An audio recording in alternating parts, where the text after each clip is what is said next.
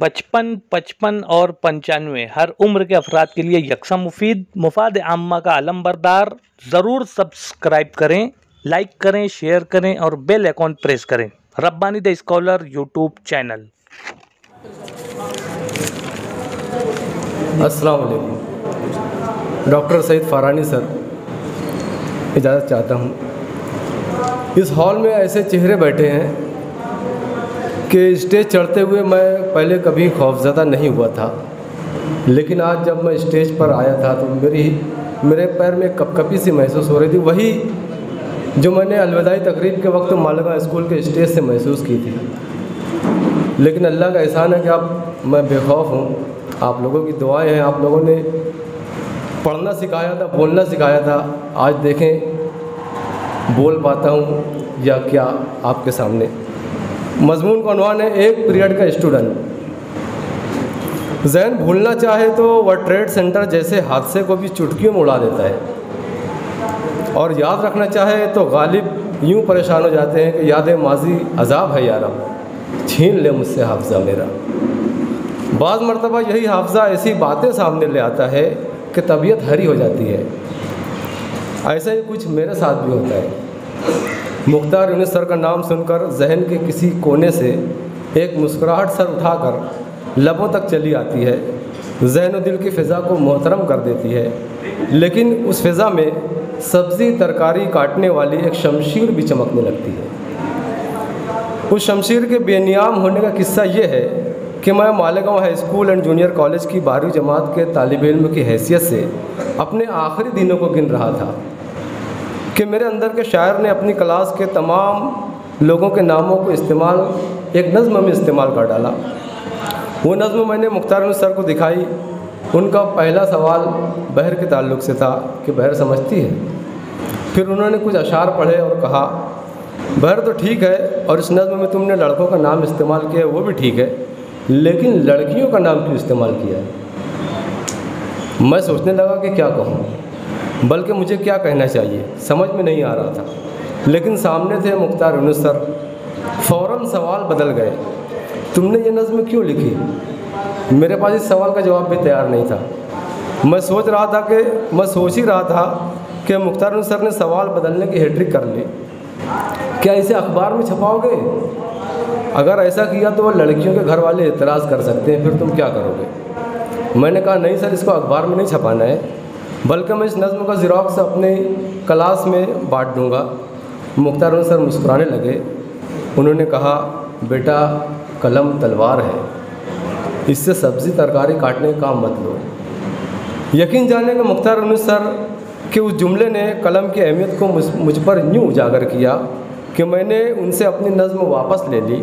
उसके बाद मेरे यार दोस्त उस नज़्म को मांगते रह गए, मगर मैंने उसका ज़िराक्स तक किसी को नहीं दिया, और उस नज़्म से यूँ दस्तबरदार हुआ कि अब वो नज़्म खुद मेरे अपने पास भी महफूज नहीं है। मुझे अच्छी तरह याद है मुख्तार यूनुस सर जब हमारी क्लास में पहली मरतबा आए थे, तब मैं 16 बरस की बाली उम्र को सलाम करने के काबिल हो चुका था। ऊँचे कद के साथ उनके ख़यालात का कद भी ज़रा निकलता हुआ था। अल्लाह ने उनको सेहत भी अच्छी दी थी, और वो गुफ्तगू भी बड़ी सेहतमंद किया करते थे। उनकी गुफ्तगू से यकीनी तौर पर आसपास के लोगों पर मुस्बित असरात मुरतब होते होंगे, क्योंकि सुना है कि हंसने मुस्कुराने से ज़िंदगी और सेहत के अलावा सिर्फ़ हासिदीन पर ही मनफी असरात मुरतब होते हैं। उनसे मुतासिर होने का एक सबूत तो ये है कि जब मुझे मुख्तार यूनुस सर के मज़ाहिया कलाम के मजमूए पर कुछ लिखने के लिए कहा गया, तो कलमी तौर पर बौना होने के बावजूद भी मैंने लिखने से इनकार नहीं किया। वजह मुख्तार यूनुस सर थे। यकीन जाने कि उन्होंने हम लोगों को 12वीं जमात में सिर्फ एक सबक पढ़ाया था, लखनऊ का चेहलुम। मैं दूसरों की बात नहीं करता, लेकिन आज भी मुझको उनके पढ़ाने का स्टाइल, पढ़ने का अंदाज़, समझाने का हुनर और बच्चों में समझ लेने की उमंग भर देने का फ़न याद आता है। हम लोगों को उर्दू का मज़मून अब्दुल हलीम कारदार सर पढ़ाया करते थे, लेकिन लखनऊ का चेहलुम आते ही उन्होंने औराक पलटने का हुक्म दे दिया। कुछ लोग परेशान हो गए और कुछ खुश। लेकिन कुछ ही दिनों बाद अब्दुल हलीम कारदार सर की जगह मुख्तार यूनुस सर की क्लास में आमद से ये परेशानी दूर और खुशियाँ काफूर हो गई। सर ने आते ही कहा, जो साहब किताब हैं वो किताब निकालें। جن کے پاس کتاب نہیں ہے وہ اہل کتاب سے استفادہ کریں۔ ادھر ادھر کی باتوں کے بعد مختار یونس سر نے ہم میں سے ایک کو کتاب میں سے لکھنؤ کا چہلم پڑھنے کو کہا۔ اس نے پڑھنا شروع کیا، لکھنؤ کا چہلم۔ سر نے فوراً ٹوکا، چہلم نہیں چہلم پڑھو، چہلم پڑھو۔ اس طرح پڑھنے والے کو کہیں پر روک کر اس سے آگے کسی کو پڑھنے کو کہتے رہے، اور غلط پڑھنے پر کلاس کو مزاح بھرے جملوں سے زعفران کرتے رہے۔ ایک طالب علم نے جیسے ہی امام کو امام پڑھا، مختار یونس سر کی رگ ظرافت فڑک اٹھی۔ انہوں نے فوراً کہا، رکو او امام، ایسے امام کے پیچھے نماز بھی حرام، یہ لفظ امام ہے، امام۔ ایک نے دلدل کو دلدل پڑھ دیا تو مختار یونس سر نے اپنا رنگ شوقیانہ یوں ظاہر کیا، ارے بیٹا یہ کربلا کے دلدل کو کس دلدل میں پھنسانے کا ارادہ ہے؟ ایک نے انوپ انجن کو انوپ انجن پڑھا تو سر نے ٹوکا کہ ایسے انجن والی ریل کا منزل تک پہنچنا ناممکن ہے۔ ہماری کلاس کے اس ارجنٹائنا دورہ کے درمیان مختار یونس سر نے کلاس میں بیٹھے ہوشیار کم ہوشیار سبھی کو ہلا کر رکھ دیا تھا۔ جیسے کبڈی کا کوئی دھاکڑ کھلاڑی جب مخالف خیمے میں پہنچتا ہے تو ایک ہلچل سی مچ جاتی ہے، ہر کوئی الرٹ اور اٹینشن والے موڈ میں دکھائی دیتا ہے۔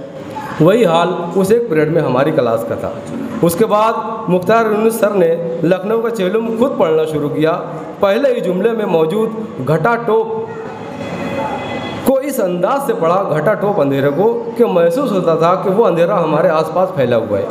مختار یونس سر نے اپنے مخصوص انداز سے اس سبق کو کچھ یوں پڑھایا کہ آج 27 سال گزر جانے کے باوجود بھی مجھے وہ یاد ہے، ان کے پڑھنے کا انداز یاد ہے، ان کے پڑھانے کا طریقہ یاد ہے۔ کاش وہ آج حیات ہوتے تو دیکھتے کہ ان کے ایک پیریڈ کے اسٹوڈنٹ نے قلم کی تلوار سے سبزی ترکاری تو نہیں کاٹ ڈالی۔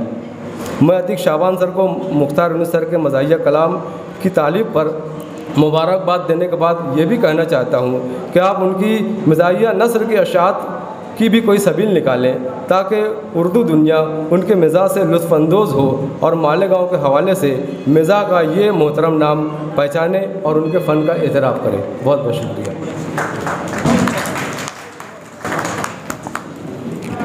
محترم طاہر انجم صدیقی صاحب یہاں پر اپنے تاثرات پیش کر رہے تھے۔ کلام مختار یونس میں مزاحیہ کلام جس وقت کتاب آپ کے ہاتھوں میں آئے گی تب آپ ضرور اس سے محظوظ ہوں گے۔ آپ نے ساس اور بہو پر بھی طنز و تیر کے نشتر بکھیرے ہیں۔ آپ کہتے ہیں کہ کبھی تجھ میں مجھ میں کراس تھی، تجھے یاد ہو کہ نہ یاد ہو۔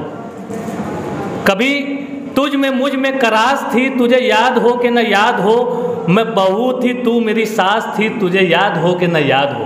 آئیے اس موقع پر میں ہمارے معزز مہمان محترم سعید پرویز صاحب سے التماس کرتا ہوں کہ یہاں مائک پہ تشریف لائیں اور اپنے تاثرات کا اظہار کریں۔ محترم ربانی دی اسکالر یوٹیوب چینل علمی، ادبی، دینی، ملی، سماجی، ثقافتی، تہذیبی، فلاحی، طبی، فنی، معاشی، تجارتی، معاشرتی، انتظامی، انقلابی، تحریکی، تحقیقی، تکنیکی، تفتیشی، تعمیری، تعلیمی و معلوماتی یوٹیوب چینل ضرور سبسکرائب کریں، لائک کریں، شیئر کریں اور بیل آئیکن پریس کریں۔